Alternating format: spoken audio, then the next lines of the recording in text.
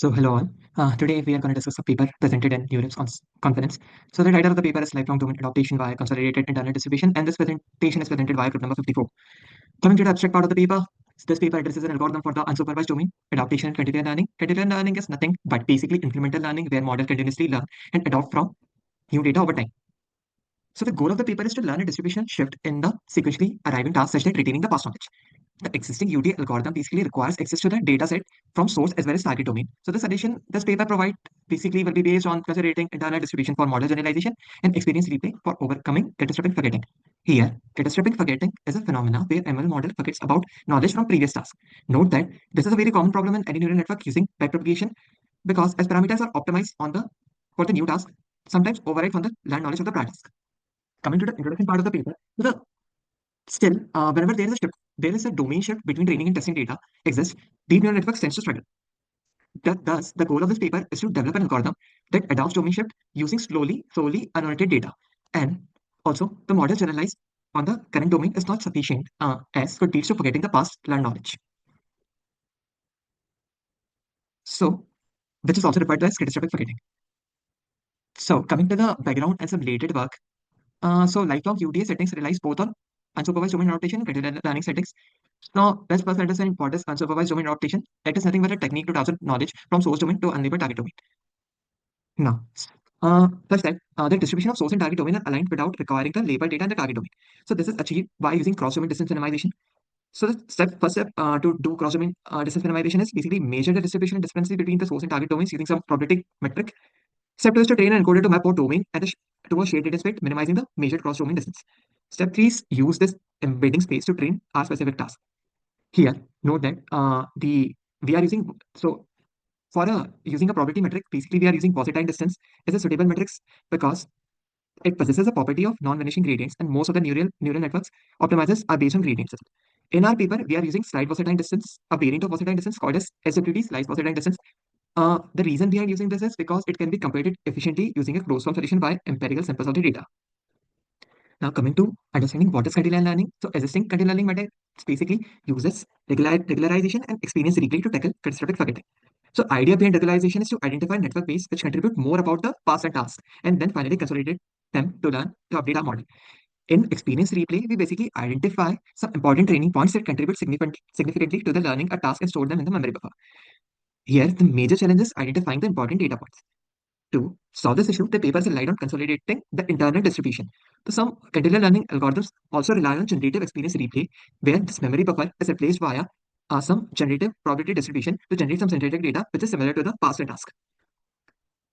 Also, the domain adaptation continuous learning setting also assumes that the data sets of all learned tasks is observable at the same time, and this limits the practicality of these works. That's why the algorithm, this paper present, lists this limitation and developed a more generalized algorithm.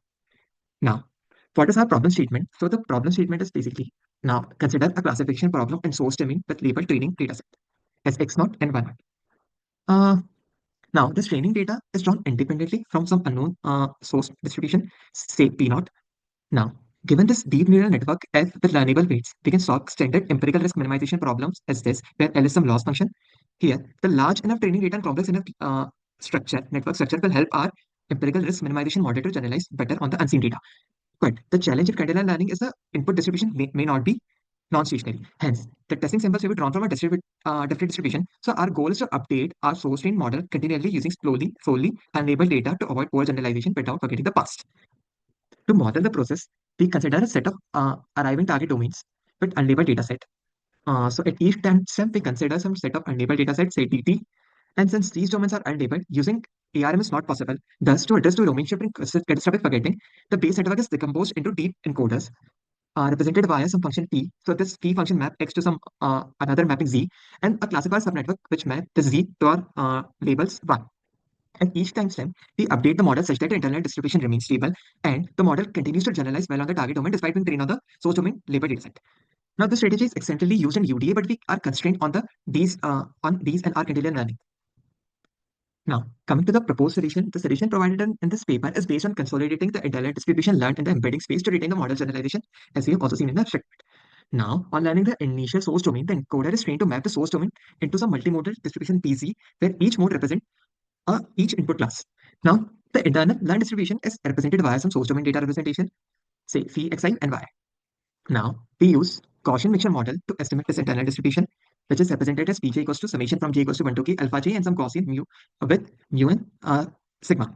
Here, alpha is nothing but mixture of weights and mu and sigma is mean and covariance matrix. Now, since we are since the labels are accessible now, so we can finally use the map estimate solution to solve the problem. And the parameters will be the following, as we have already known. Also note that this equation could be solved for any time set for t greater than equals to 1, which we will see later. Now, so the idea is to adopt the model such that encoder aligns with the target distribution within the embedded space. So to implement this, we basically draw random samples from Gaussian mixture model to build our pseudo dataset, say DT, where ZP is drawn from our Gaussian mixture model. Only those samples with and among the pseudo dataset, we are taking those samples with prediction confidence level greater than equal to some threshold. To retain the model generalization power, the following problem is solved with NP. So this is the following problem. Here lambda is nothing but a trade-off parameter and d is a probability discrepancy measure. So the first term is responsible for enforcing the classifier to preserve its generalizability, and the second term is enforces the alignment of the target domain distribution with internally known distribution. Here, this d is nothing but slice versus line distance matrix, which we have seen previously.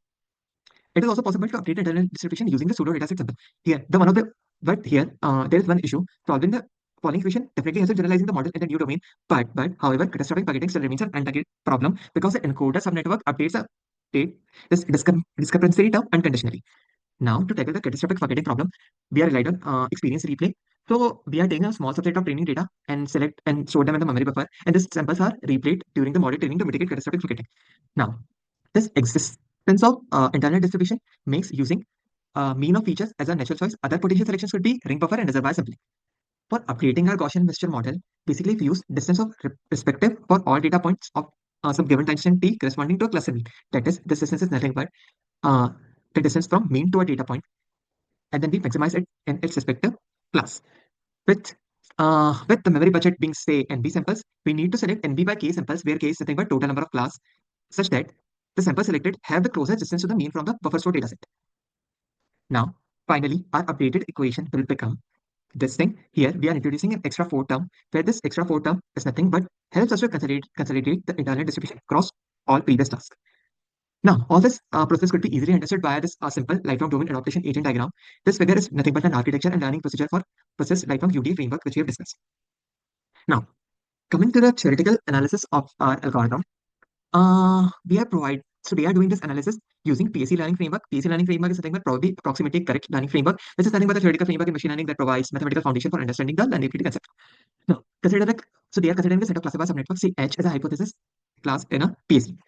Now, let E naught denotes expected error in source domain and ET denotes expected error in target domain. So ETJ will denote expected error on the pseudo dataset for a given timestamp in hypothesis. Also, let P naught and PT denote the empirical source and target distribution in the embedding space. Now, the theorem one would be consider the complete procedure we have discussed so far. At the previous timestamp, T equals to T, then the following thing will hold. Here, E W star is nothing but expected error for the bench jointly trained optimal model in the hypothesis space, where W star is nothing but the minimization of expected source and training error, and W is nothing but the Bose-Einstein distance factor. So the term on the right hand side is basically the equation. The term on the right hand side of this equation is basically upper bound for the expected error of each task, and this is continuously minimized via our algorithm, which we have discussed so far. So this algorithm is named as LDA-UCID algorithm. Now, for the empirical validations, we are considering 4 data sets. So our data set is district recognition task, image CLA DA data set, office home data set, and office cardiac data set. Here, note that the paper is following the evaluation protocol data that are used by the most of the recent classic UD papers to provide a similarity between the previous task and what they are doing. And the results can be seen in the figure 2. So these figures are basically the learning curves for all data sets we have discussed previously. So in this learning curves, note that we are using 100 timestamps for each task, for learning each task, and then moving on sequentially to learn the subsequent task.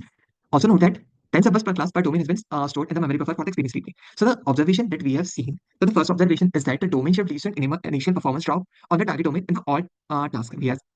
So the initial testing accuracy for the domain M and U, that is in the A part of figure 2. So the initial testing accuracies for the domain M and U are within 60% and this is due to the similarity in domains of these two, leading to the knowledge transfer from the past experience. The rising behavior of the learning curves after this initial performance demonstrate that our algorithm LDA-UCID effectively improves the performance of the source trained model. Secondly, the catastrophic forgetting is being mitigating as well. So after moving forward to learn subsequent tasks, the domains of all 8 tasks, the model performance for the previously done task is quite stable, and the forgetting effect is not that dramatic. But one thing to notice here is the forgetting effect in the SPHN is more severe. The reason behind this could be that the data set is more challenging and hence more memory buffer may be required. Finally, it can be concluded that the algorithm LDA-UCID discussed in this paper improved the generalization while mitigating the catastrophic forgetting effect. So this is the end of the research paper. Thank you so much.